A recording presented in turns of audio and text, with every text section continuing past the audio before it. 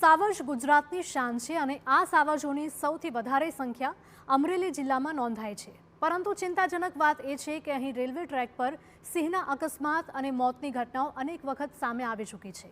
ત્યારે હવે આ અકસ્માતોને નિવારવા માટે સાવજ માટે તૈયાર થઈ રહ્યું છે એક અનોખું જ સુરક્ષા કવચ। સાવજની છેલ્લે થયેલી વસ્તી ગણતરીના આંકડા પ્રમાણે ગુજરાતમાં સિંહોની સંખ્યા 891 નોંધાઈ હતી, જેમાં સૌથી વધુ અમરેલી જિલ્લામાં 339 સાવજ નોંધાયા। જો કે સિંહની વધતી વસ્તી સાથે અમરેલીમાં રેલવે ટ્રેક પર સાવજના અકસ્માતે મોતની ઘટનાઓ પણ સામે આવતી રહી છે, જે ખૂબ જ ચિંતાજનક છે। વર્ષ 2024માં રેલવે ટ્રેક પર સિંહોના અકસ્માતની અનેક ઘટનાઓ બાદ હાઈકોર્ટે આદેશ આપ્યો હતો કે જે મુજબ વન વિભાગ અને રેલવે વિભાગ દ્વારા એક ખાસ એસઓપી તૈયાર કરાઈ છે। આ એસઓપી મુજબ અમરેલી જિલ્લાના લીલિયા, સાવરકુંડલા અને રાજુલા પીપાવાવ વિસ્તારમાં સાવજની સુરક્ષિત અવરજવર માટે એક ખાસ અંડરપાસ બનાવવાની કામગીરી ઝડપી કરી દેવાઈ છે। શેત્રુંજી ડિવિઝન વન વિભાગ અને રેલવે વિભાગે સંયુક્તપણે સર્વે કરી રેલવે ટ્રેક પાસે સાવજની અવરજવરવાળા કુલ 5 બોક્સ બ્રિજ એટલે કે અંડરપાસ મંજૂર કર્યા છે અને આમાંથી 3 અંડરપાસ સાવરકુંડલા લીલિયા પંથકમાં છે, જ્યારે 2 અંડરપાસ રાજુલાથી પીપાવાવ પોર્ટની વચ્ચે તૈયાર થઈ રહ્યા છે। સાવજને રેલવે ટ્રેક ક્રોસ ન કરવો પડે અને તે અંડરપાસમાંથી સુરક્ષિત રીતે પસાર થઈ જાય તે પ્રકારે આયોજન કરાયું છે। નામદાર હાઈકોર્ટ દ્વારા એક હાઈ લેવલ કમિટીની રચના કરવા આદેશ આપેલો।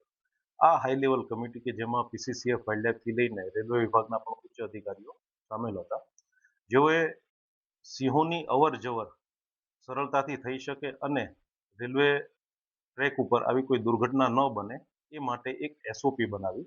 આ એસઓપીના ભાગરૂપે આ અંડરબ્રિજનું કામગીરી થઈ રહી છે। સાવજની સુરક્ષાને ધ્યાનમાં રાખી રેલવે વિભાગ અને વન વિભાગની દર મહિને મીટિંગ યોજવામાં આવે છે। રેલવે વિભાગ દ્વારા જંગલ વિસ્તારમાં ટ્રેનની સ્પીડ દિવસ દરમિયાન 50 કિલોમીટર, જ્યારે રાત્રિ દરમિયાન 30 કિલોમીટર નક્કી કરાય છે, તો સિંહનું લાઈવ લોકેશન એલર્ટ મળતા જ આ સ્પીડ ઘટાડીને માત્ર 15 કિલોમીટરની જ કરી દેવાય છે।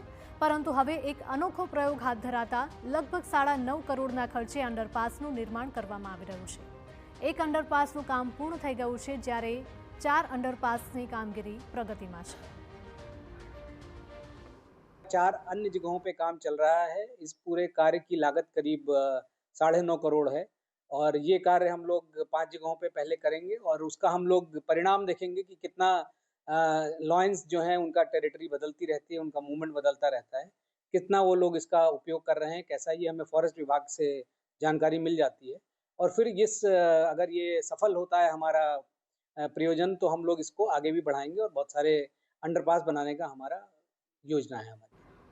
સાવજના આ સુરક્ષિત ટ્રેકનો કઈ રીતે ઉપયોગ કરે છે તેના પર આધાર છે। ભવિષ્યમાં આ નવા અંડરપાસ પણ તૈયાર કરાશે તો રેલવે ટ્રેક પર સાવજોને આવતા રોકવા માટે ખાસ ચેન લિંક ફેન્સિંગ અને મધમાખીનો અવાજ કરતા હનીબી બઝર્સ પણ લગાવવામાં આવશે। તો અંડરપાસની અંદર કેમેરા લગાવવાનું પણ આયોજન છે, જેથી સાવજની ગતિવિધિ પર બાજ નજર રાખી શકાય અને તેની સુરક્ષા માટે શક્ય તમામ પ્રયત્નો કરી શકાય। દેશની શાન ગણાતા સાવજોની સૌથી વધારે સંખ્યા અમરેલી જિલ્લામાં નોંધાઈ છે, ત્યારે રેલવે ટ્રેક ઉપર અગાઉ ભૂતકાળમાં અનેક સિંહોના અકસ્માતે મોત થઈ ચૂક્યા છે। ત્યારે વન વિભાગ અને રેલવે વિભાગના સંયુક્ત આયોજનથી રેલવે ટ્રેક ઉપર 5 જેટલા અંડરપાસ છે તે બનાવવામાં આવે છે, જેમાં કેટલાક અંડરપાસની કામગીરી છે તે ચાલી રહી છે અને જેમાં કેટલાક અંડરપાસ છે તે તૈયાર થયા છે। ત્યારે ભૂતકાળમાં રેલવે ટ્રેક ઉપર જે અકસ્માત થયા હતા એ જ વિસ્તાર છે કે જ્યાં અંડરપાસ બનાવવામાં આવ્યું છે કે હવે સિંહો એ અંડરપાસની અંદરથી આગામી દિવસોમાં ક્રોસિંગ કરશે, જેથી રેલવે ટ્રેક ઉપર જે અકસ્માત થતા હતા તે ઘટી શકે।